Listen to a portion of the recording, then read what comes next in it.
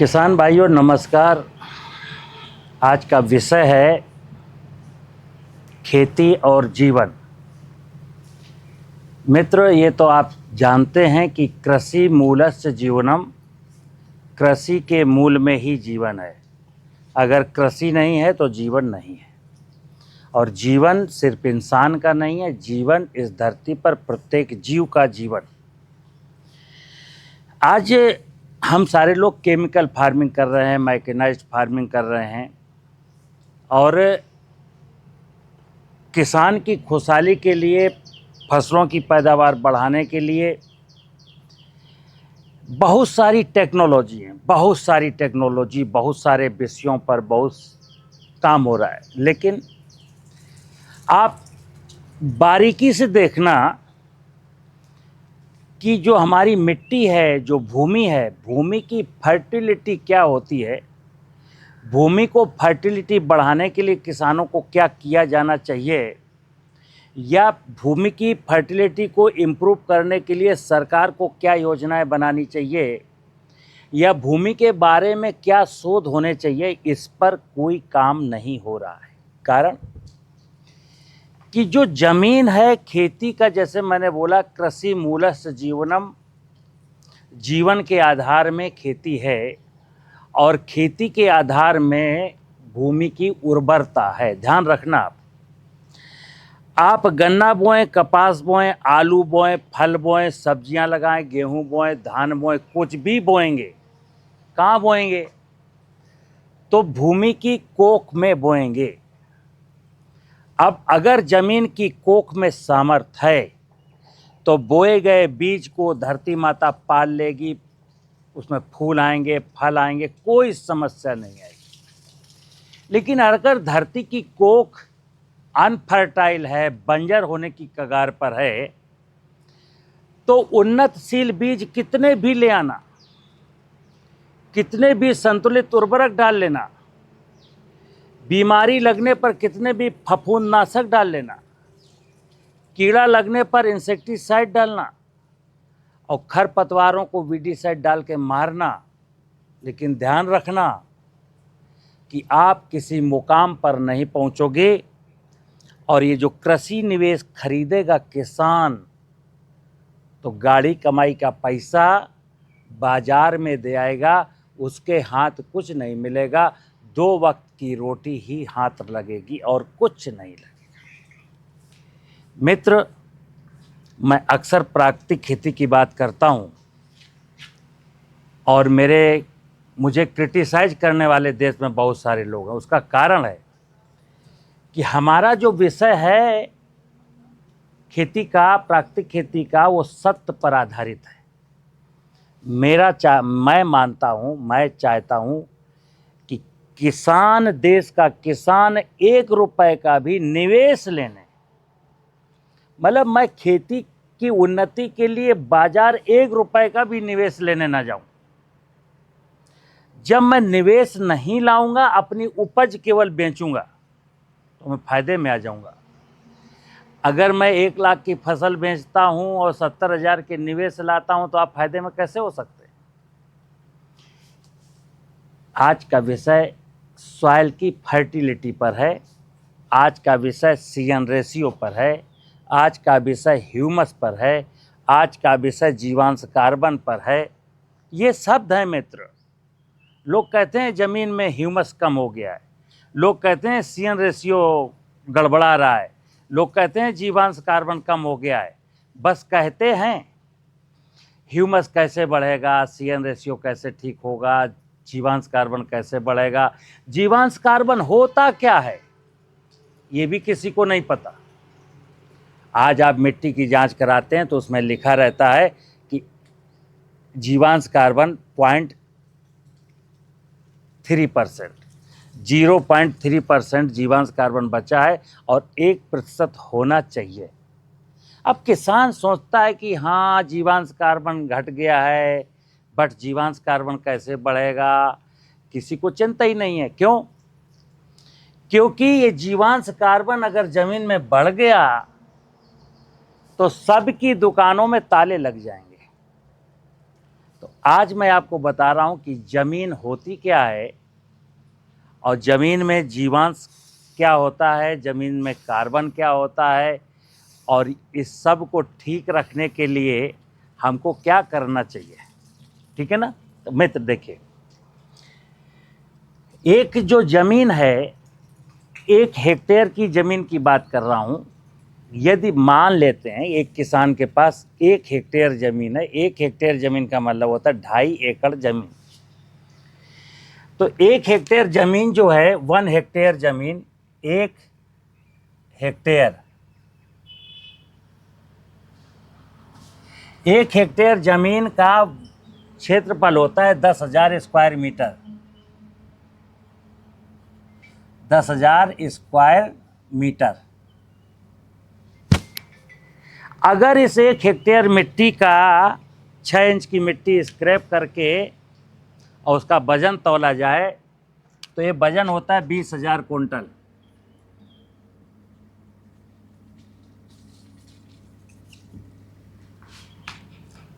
अब इस जमीन में कम से कम मिनिमम 1%, ये 1% कार्बन होना चाहिए। क्या होना चाहिए? 1% कार्बन। तो 1% जब कार्बन होगा उसका मतलब है इस खेत में 200 कुंटल कार्बन है। लेकिन अभी क्या है? अभी हमारी जमीन में कार्बन 1% ना होके 0.3% है। उसका मतलब हुआ 60 कुंटल कार्बन है। अब ये क्या है? कार्बन। मिट्टी की जांच जब मित्र कोई करता है ना, तो कार्बन का ही टेस्ट होता है, जीवांश का टेस्ट नहीं होता। एक प्रकृति के नियमानुसार, प्रकृति का जो नियम कायदा कानून है उसके अनुसार जहाँ कार्बन होगा वहाँ जीवांश होगा ही होगा। कब होगा? जब जमीन में सूक्ष्म जीव होंगे। ये लिखा है जीवांश। सूक्ष्म जीव की लाइफ साइकिल बहुत छोटी होती है, 10 घंटा, 20 घंटा, 24 घंटा, 30 घंटा, 4 घंटा। जब सूक्ष्म जीव होंगे तो मरेंगे, तो मरे हुए जीवों के अंश को कहते हैं जीवांश। आपको याद है कि पिछले 50 सालों से राइजोबियम पहले था, फिर trichoderma, PSB, Azotobacter, Beauveria, mycorrhiza, Pseudomonas, ऐसे इस प्रकार के बायो फर्टिलाइजर की बात होती है। अगर जमीन में सूक्ष्म जीव होते तो ये बायो फर्टिलाइजर की आज ज़रूरत ना होती किसान को। लेकिन जब हमारे वैज्ञानिक, हमारी नीतियां बायो फर्टिलाइजर को प्रमोट कर रही हैं तो इसका मतलब हुआ कि जीवांश यानी कि माइक्रो ऑर्गेनिज्म ज़मीन में नहीं है। क्यों नहीं है? क्योंकि इनको मारा गया है। जमीन में रहने वाले नाना प्रकार के जीव मर जाएं, ऐसा एक एजेंडा चलाया गया था और आज भी चल रहा है। आज भी बायो फर्टिलाइजर की बात हो रही है, लेकिन पेस्टिसाइड रिकमेंड किए जा रहे हैं कि दीमक लग जाएगी तो ये डाल देना, वाइट ग्रब लग जाएगा तो ये डाल देना, निमेटोड्स लग जाएगा तो ये डाल देना, फिर कंसोर्सिया भी डाल देना। कितना बड़ा मजाक चल रहा है आपके साथ। यानी मैंने कहा राइजोबियम से बीज शोधन कर देना, ट्राइकोडर्मा डाल देना, सूडोमोनास डाल देना, ब्यूवेरिया डाल देना, माइकोराइजा डाल देना, और फिर कहा निमेटोड्स है तो आप अमुक इंसेक्टिसाइड भी डाल देना। यानी जीव भी डालेंगे और जीव को मारने के लिए कुछ रसायन भी डालेंगे। मैंने प्रारंभ में कहा कि लोग नहीं चाहते कि देश की जो भूमियां हैं उनकी फर्टिलिटी इम्प्रूव हो, क्योंकि ज़मीन की उर्वरता जैसे ही इम्प्रूव करेगी या इस ज़मीन में जैसे ही 1% कार्बन बढ़ेगा और वहाँ पर जीवाणु हो जाएंगे तो सबकी दुकानों में ताले लग जाएंगे। मैं किसानों से कहता हूँ, मित्र, मुझे मालूम है कि हर व्यक्ति अपने स्वार्थ के लिए, अपने निजी लाभ के लिए योजनाएं बनाता है, अपने निजी लाभ के लिए रणनीति तैयार करता है। लेकिन आपकी संख्या 14 करोड़ है। मुख्य रूप से आप ही देश को पाल रहे हैं, आप ही की वजह से सबको भोजन, सब्जी, फल, दूध जो कुछ भी मिल रहा है, जितना मिल रहा है वो आपकी वजह से मिल रहा है। और आप ही के साथ आप ही को चक्रव्यूह में घेरने की रणनीति भी चल रही है। तो मैं कई बार बोलता हूं कि जो खेती नामक, खेती जैसा विषय है, खेती के विषय में केवल दो निवेश करने, एक श्रम और दिमाग। क्योंकि खेती प्रकृति की व्यवस्था में की जाती है और प्रकृति की व्यवस्था का संपन्न होना बहुत जरूरी है। अगर प्रकृति की व्यवस्था संपन्न नहीं है तो आप निवेश डालते डालते थक जाएंगे, आखिरी में आत्महत्या करने जैसी सिचुएशन पैदा हो जाएगी, धरती माता मर जाएगी, धरती का पानी सूख जाएगा, सब कुछ खत्म होने की कगार पर है। मैं आपको जो प्राकृतिक खेती के बारे में बताता हूं कि 1 हेक्टेयर जमीन का क्षेत्रफल 10,000 स्क्वायर मीटर है, उसमें मिट्टी का जो वजन है 20,000 कुंटल है। अगर 1% कार्बन होगा तो 200 कुंटल कार्बन होगा, 8.3% है, यानी 60 कुंटल है। अब देखिए आप, CN रेशियो क्या होता है, ये जीवांश लिखा है, जीवांश कार्बन, ये जांच होती है जीवांश कार्बन की। एग्जैक्टली क्या है, कार्बन का टेस्ट होता है, जीवांश को टेस्ट करने की आज तक कोई मशीन नहीं बनी, या होगी बट जीवांश नहीं टेस्ट होता है। लिख दिया जाता है जीवांश कार्बन 0.3%। अब एक चीज आती है तथ्यों पर कि ये जो CN रेशियो है, CN रेशियो, ये 10:1 होना चाहिए। इसका मतलब क्या हुआ मित्र,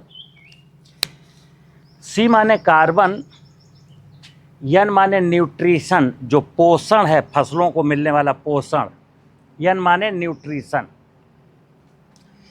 अब अगर ये 200 कुंटल कार्बन यहां होता और खेत में सूक्ष्म जीव होते, यानी पेस्टिसाइड डाल के ना मारे गए होते, तो इस जमीन से 20 कुंटल न्यूट्रिशन हर साल मिलता।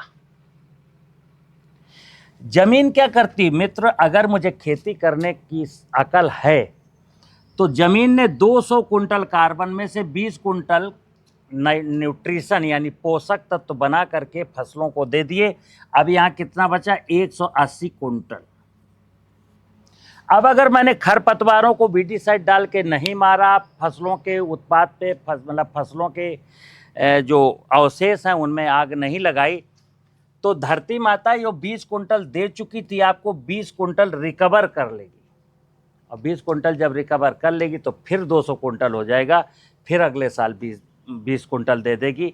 ये प्रकृति का नियम है, चलता रहता है।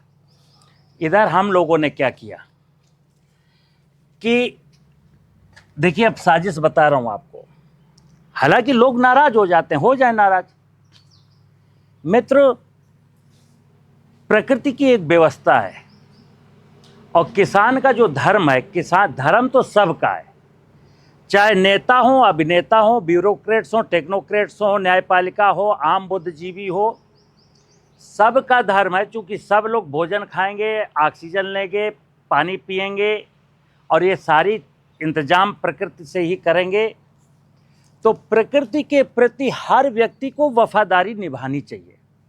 लेकिन हम अपने लालच में, अपने निजी स्वार्थों को लेकर के हम प्रकृति के प्रति वफादारी न निभा करके प्रकृति के साथ अन्याय, दुराचार, व्यभिचार करने लगे, हमें चंद पैसे मिल जाए।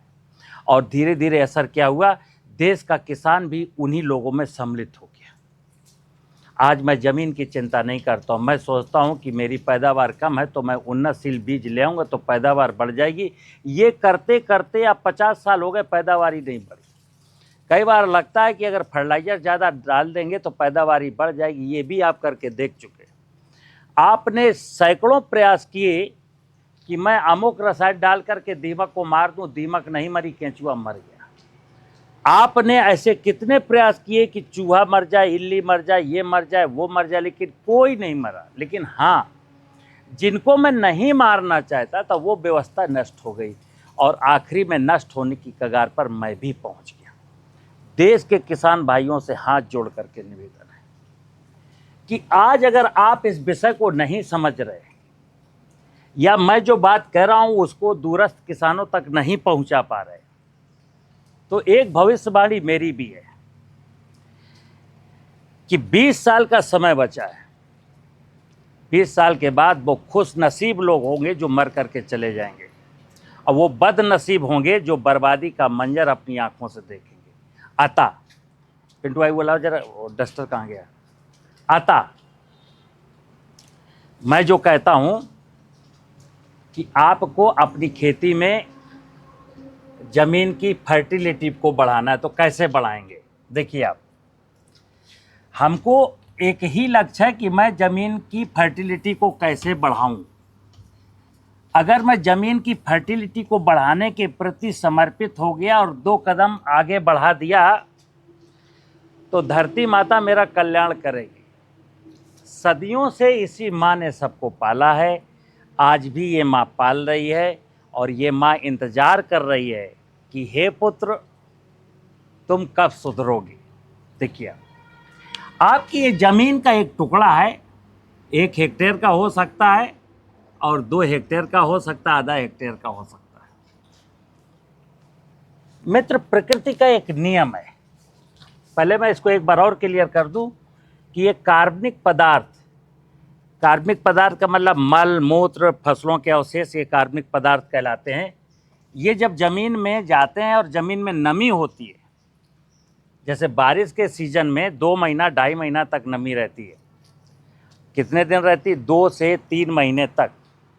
तो जमीन में जो कार्बनिक पदार्थ पड़े होते हैं वो नमी और समय को लेकर के कार्बन में फार्म होते हैं।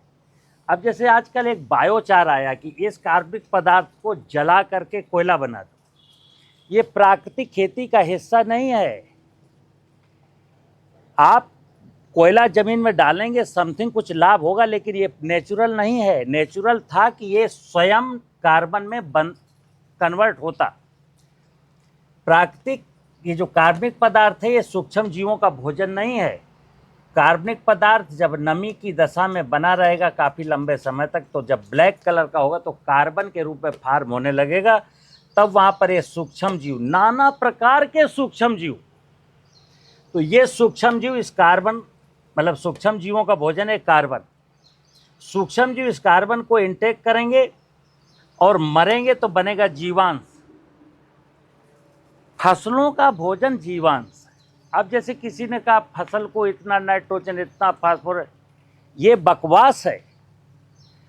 ये एक वो साइंस है जो किसानों को कुछ बेचना चाहती है। मैं कहता हूँ, किसी ने कहा कि आयरन से होता है, कैल्शियम से होता है, मैग्नीशियम से होता है, तांबे से होता है। नो, जब मूल रूप से जीवांश हमारे खेत में है सफिशिएंट मात्रा में, इस जीवांश में सारे पोषक तत्व, यहाँ 13, 14, 15, 16, 17 की बात नहीं है। इसमें अगर जमीन में और भी कुछ होने चाहिए तो वो भी होते हैं।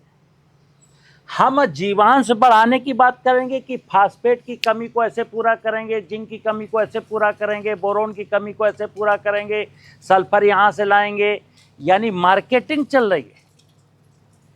किसान को कोई कुछ ना कुछ बेचना है, हमारा काम है बेचना, हमारा बिजनेस चले, किसान मरता हो मरे, धरती मरती हो मरे, कुछ भी हो। किसान भाइयों, मैंने कहा दिमाग का इस्तेमाल करिए। दिमाग क्या लगाना है? मुझे ज़मीन में जीवांश बढ़ाना है।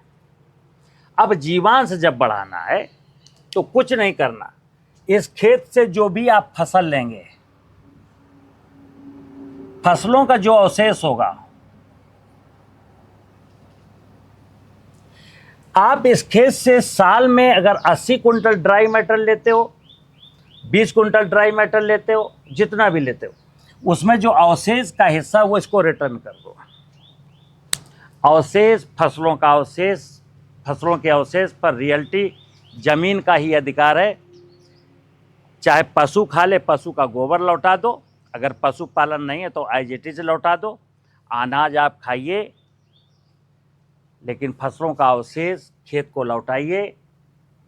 अब खेत में फसलों का अवशेष पूरा लौटा दिया तो जितनी एनर्जी फसल लाई थी खेत से, उससे 1.5 गुनी ज़्यादा की वहाँ पर एनर्जी स्टोर कर दी। मतलब मैं लाया था 5 कुंटल, लेकिन मैंने वहाँ 7.5 कुंटल डिपॉजिट कर दिया, तो ज़मीन की फर्टिलिटी निरंतर बढ़ती चली जाएगी। और अगर मैंने उसको जला दिया तो ज़मीन की फर्टिलिटी निरंतर गिरती चली जाएगी। तो कार्बनिक पदार्थ अधिक से अधिक खेत में डालना है। अब इस कार्बनिक पदार्थ कार्बन में बनेगा तो खेत को एनर्जी मिलेगी, अगर कार्बन में नहीं कन्वर्ट हुआ तो खेत को एनर्जी नहीं मिलेगी। तो कार्बन में कन्वर्ट होने के लिए खेत में नमी होनी चाहिए और समय होना चाहिए। तो ये बारिश का मौसम सबसे अच्छा होता है। बायोमास बारिश के पहले डाल दिए जाएं, ताकि सितंबर आते आते वो कार्बन के रूप में कन्वर्ट हो जाए। जब कार्बन के रूप में कन्वर्ट हो जाएंगे तो फिर सूक्ष्म जीव को इनाकुलेट करना, क्योंकि आप जानते हैं 30-40 सालों से आपने लगातार इन सूक्ष्म जीवों को मारा है। इसी सूक्ष्म जीवों के इनाकुलेशन के लिए एक शब्द आता है जीवामृत।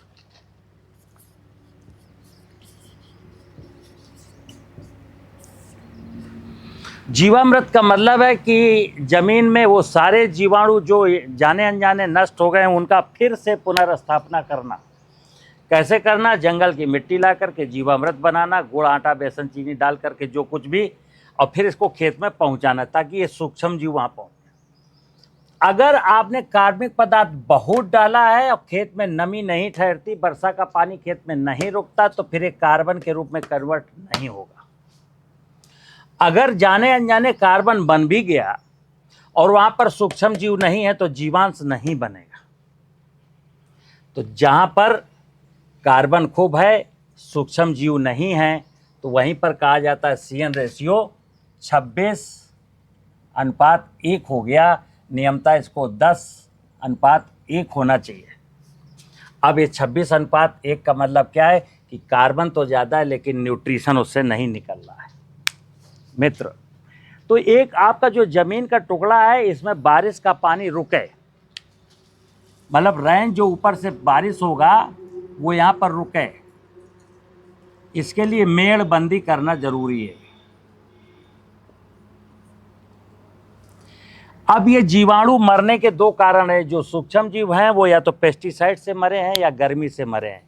तो हमको खेत की मेड़ों पर वृक्ष लगाने हैं, ऐसे वृक्ष जो अप्रैल, मई, जून के महीने में अच्छी छाया वाले हों, ताकि वृक्ष के नीचे का टेम्परेचर 40 डिग्री सेंटीग्रेड से अधिक न जाए और जीवाणु बच जाएं। बारिश होगी, ज़मीन ठंडी होगी, ये माइक्रो ऑर्गेनिज्म पूरे खेत में फैल जाएंगे। तो मेड़बंदी करना है, वृक्ष लगाना है, और ये जो फसलों का अवशेष है ये बेचना, फेंकना, जलाना नहीं, इसी खेत में वापस कर देना है। यदि मित्र मैं ऐसा कर पाता हूँ, देखो मैं फिर बता दूँ, जब हम कहते हैं ना भगवान की सेवा, भगवान की पूजा, तो यही भगवान की सेवा है। जब भगवान का पहला अक्षर है भूमि, बा से भूमि, तेरा वैभव अमर रहे माँ, हम दिन 4 रहे न रहे।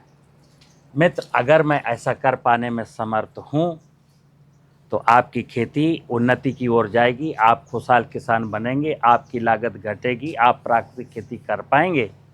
और अगर ज़मीन की फर्टिलिटी को नहीं बढ़ाते, वर्षा का पानी नहीं रोकते, सूक्ष्म जीवों को पेस्टिसाइड डाल के मारते हैं, आधुनिक कृषि तकनीकियों को अपना करके प्राकृतिक खेती नहीं की जा सकती। प्राकृतिक खेती प्रकृति की व्यवस्था में ही होगी। अतः हम सब लोगों को प्रकृति की व्यवस्था का सम्मान करना है, धरती की फर्टिलिटी को सजाना है और कुछ नहीं करना है। नमस्कार।